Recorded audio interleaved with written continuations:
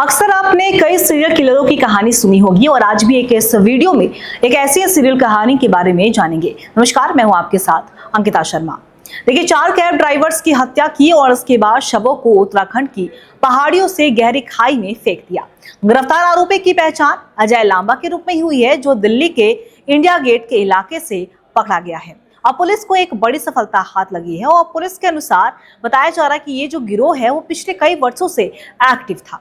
अब तक कई कैब ड्राइवरों को अपना शिकार बना चुका है और पुलिस की जांच में यह भी सामने आया है कि यह गैंग रेंट पर कैब बुक करता था और ड्राइवर को उत्तराखंड की ओर ले जाकर पहले उसे नशीला पदार्थ देकर बेहोश करता था और इसके बाद गला घोंटकर उसकी हत्या कर दी जाती थी और लाश को अल्मोड़ा, हल्द्वानी और उधम सिंह नगर जैसे इलाकों की गहरी खाइयों में फेंक दिया जाता है। यानी कि आप समझ सकते हैं कितनी बड़ी शातिर इसका दिमाग होगा शातिर का। और इसके बाद जिस शव को कभी बरामद नहीं हो पाया और हत्या के बाद आरोपी कैब को नेपाल से जाकर ऊंचे दामों में बेचते थे।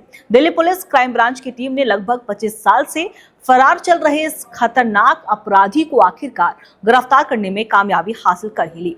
गिरफ्तार आरोपी की पहचान, जैसे कि हमने पहले ही बताया, कि अजय लांबा है, लेकिन उसे बंसी के रूप में भी जाना जाता है, जो दिल्ली और उत्तराखंड में डकैती के दौरान हत्या के 4 मामलों में वांटेड था और पुलिस ने उसे घोषित भगौड़ा भी कर रखा था। पुलिस के मुताबिक अजय साल 2001 से अपने साथियों के साथ मिलकर दिल्ली, यूपी और उत्तराखंड के अलग अलग इलाकों में टैक्सी ड्राइवरों को निशाना बनाता था। ये लोग टैक्सी किराए पर लेकर सुनसान इलाके में पहले जाते, फिर ड्राइवर की हत्या कर गाड़ी को लूट लेते और शव को पहाड़ी इलाकों में फेंक देते थे ताकि कोई सबूत ना बचे और लूटी गई गाड़ियों को नेपाल में बेच दी जाती थी। और पुलिस टीम ने कई महीनों की मैनुअल और तकनीकी निगरानी के बाद उसे दिल्ली से गिरफ्तार कर लिया।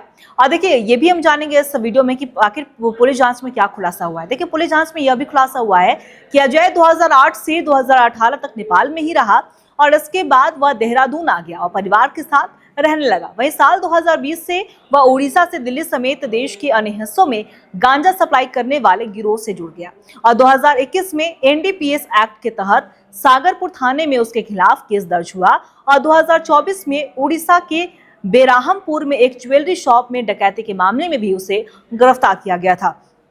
और इन दोनों मामलों में वह जमानत पर बाहर आया था, लेकिन किसी को अपनी असली पहचान और भगौड़े होने की बात उसने सबसे छिपा कर रखी।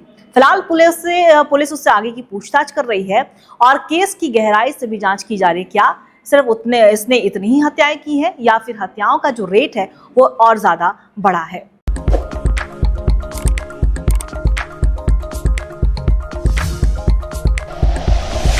Like and share videos, subscribe करें हमारा चैनल और प्रेस करें बेल आइकॉन। न्यूज़ 11 भारत, सच है तो दिखेगा।